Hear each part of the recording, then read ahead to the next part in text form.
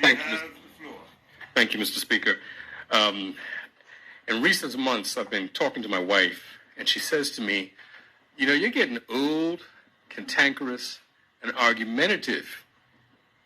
And I said, well, sweetie, I'm getting old, argumentative, and cantankerous because it comes from being protective and wanting to see what's best for my people. And so I have to commend the minister because it takes a lot for me, because I am old, cantankerous, and argumentative and protective of my people, to be able to say I looked through this document and most, if not all, of my concerns and questions were addressed. So I'm glad to be able to stand up today and throw my support behind it. It's important that this plan works, not for the PLP, not for the Honorable Minister or the Premier. It's important that this plan works for every single one of us. And it's really interesting because, you know, alongside being old, cantankerous, and argumentative, I have a reputation of being a hardliner on immigration, which I am.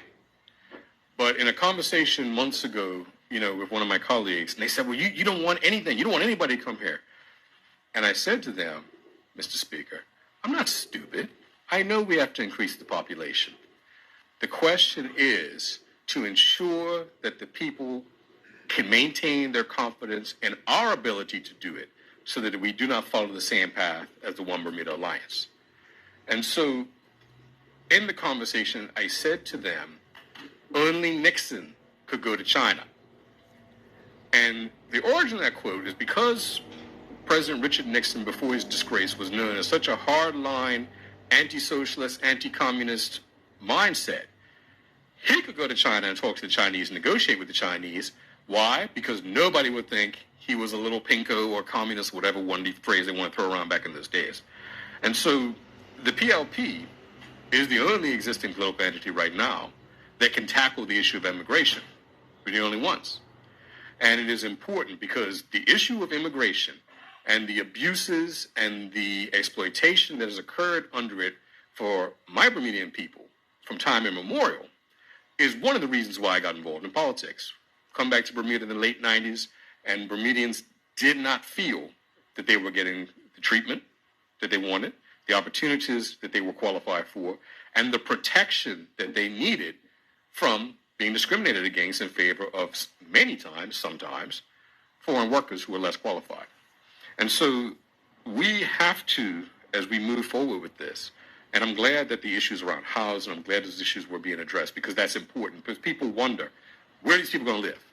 Am I going to be displaced? Am I going to be pushed to the sidelines of my own country?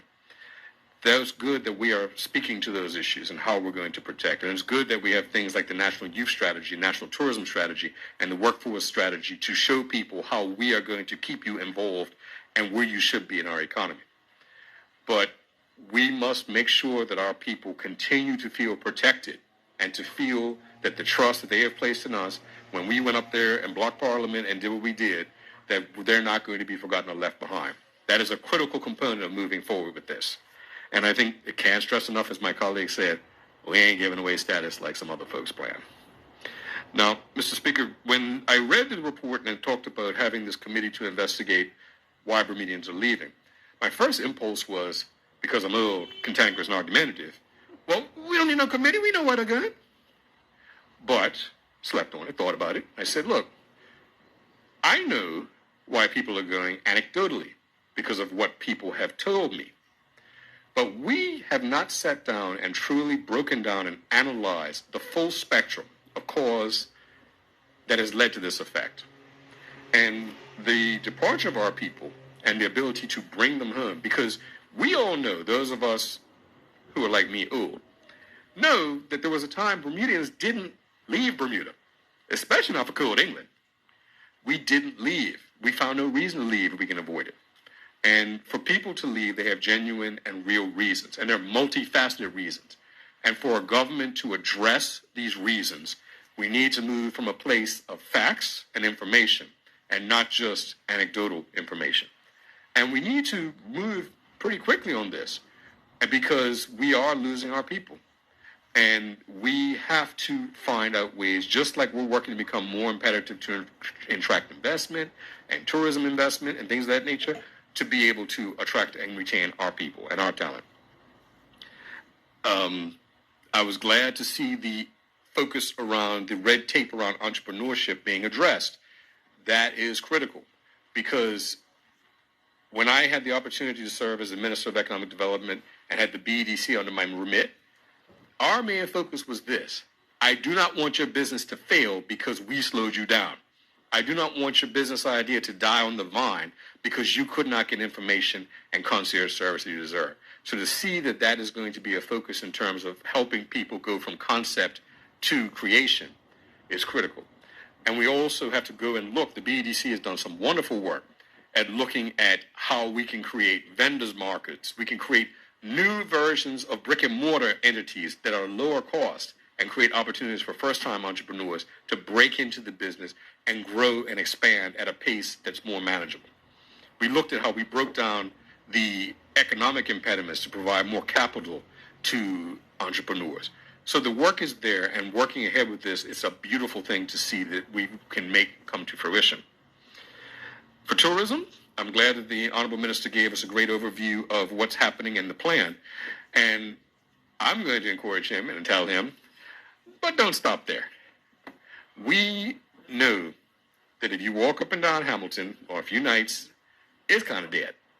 And, I was talking to one of my colleagues in the opposition, and we were talking about how with all these young single people working in IB who've come to Bermuda, it should be more active. And part of what we must be prepared to do is go to our community, our total community, the business community, and as well, from the business community standpoint, what are the laws and regulations that are holding you back from being able to make more money, hire more Bermudians, provide more service that would enhance our product? To the community, we have to ask, what do you have the stomach for in terms of making our product more appealing, more exciting, more relevant? Because really, I think it's we have had a marketing problem, but the reality is we have a product problem. And we have to address the product, and it has to begin with a willingness. There were people, and there remain people, who do not want things like Carnival, right? Now, I'm not quite, because I'm a little cantankerous and argumentative, I'm not quite in physical shape to go out there and shake my thing, with the costume. No, never was, but that's okay. But, Mr. Speaker, when I had the privilege of seeing the numbers for Carnival over the years, it was one of the fastest growing tourism events in terms of bringing in tourists, in terms of the diversity of tourists that we were looking to get. If you went around to the Airbnbs, you saw them packed, the hotels packed, taxis moving. This is an event that is of great importance to Bermuda because it combats the notion that we're for the nearly dead and newlywed. And a lot of people don't like it. But we need more of it. I say bring it on more. Manage it. You don't want a complete free-for-all, but part of the conversation, again, with the business community, with the wider community, what can we do to make Bermuda more exciting, more appealing, and what do we as a people have a stomach for to drive it forward? That is a critical conversation that needs to be had.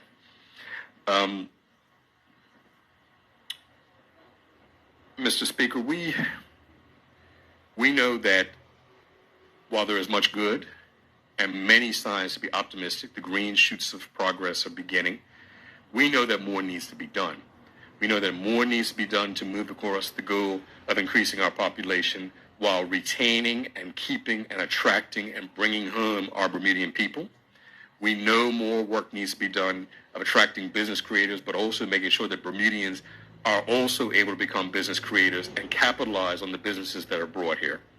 And we know that we have to do more to make our product appealing and create more of a sense of hope in the community that things are going to look up, not just from a statistic.